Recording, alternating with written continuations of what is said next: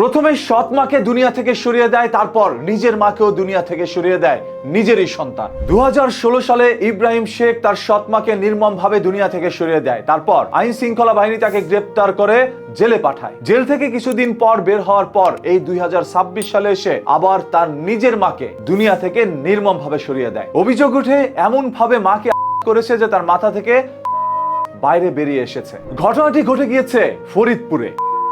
মা যে 10 মাস 10 দিন গর্ভে ধারণ করেছে, যে নিজে না খেয়ে তার সন্তানকে খাইয়েছে, সারা রাত ভোর সন্তানের সেই মলমূত্র শরীরের মধ্যে রেখেই ভেজা শরীরে ঘুমিয়েছে মা, সেই মার সন্তানই নির্মমভাবে কেড়ে নিল।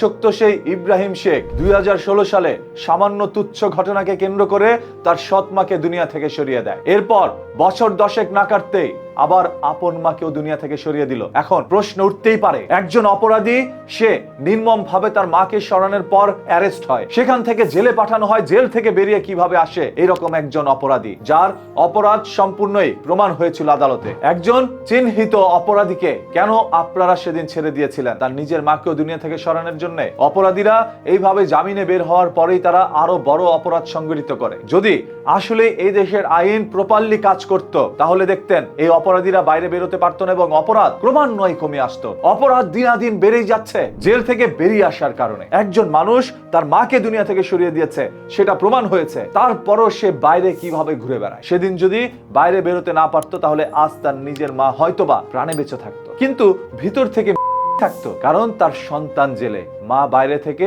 কখনোই আনন্দ উল্লাস করতে পারতো না। মা তো মাই হয়, আর সেই মাকে সন্তান নির্মম ভাবে সরিয়ে দিল। 2016 সালে সেবন করে এই ইব্রাহিম শেখ তার সৎ মাকে দুনিয়া থেকে সরিয়ে দেয়। 2026 সালে সেবন করে সেই তার আপন মাকে দুনিয়া থেকে সরিয়ে দেয়। এই আসলে কিভাবে মানুষকে ধ্বংস করে দিচ্ছে, মানুষের আবেগ বিবেক মস্তিষ্ক সবকিছু পচন ঘটিয়ে দিচ্ছে। তারপরও জিরো টলারেন্স জারি করার পরেও বিক্রি করে যাচ্ছে ব্যবসায়ীরা, এবং সেবন যারা করে তারা প্রকাশ্যে সেবন করছে। আইন শৃঙ্খলা বাহিনী প্রতিদিন শত শত হাজার হাজার এরকম সেবনকারী ব্যবসায়ীদেরকে ধরে আদালতে পাঠাচ্ছে, আদালত থেকে জেলে পাঠাচ্ছে, জেল থেকে বেরিয়ে এসে আবারও ব্যবসার সেবন করে যাচ্ছে। অপরাধী যদি জেল থেকে বেরিয়েই আসতে পারে তাহলে অপরাধীকে কষ্ট করে ধরেই বা কি লাভ? সব দোষ তো পুলিশের উপরে যায়। আসলে দোষ কি পুলিশের নাকি অন্য কারো? এই প্রশ্নের উত্তর কমেন্ট বক্সে আপনারাই দিয়ে যাবেন। আর এই ধরনের প্রতিদিনের ঘটনা, দুর্ঘটনা, লুকোনো সত্য জানতে চোখ রাখুন নিউজ কিতে। এখনই পেজটাকে ফলো করে রাখেন।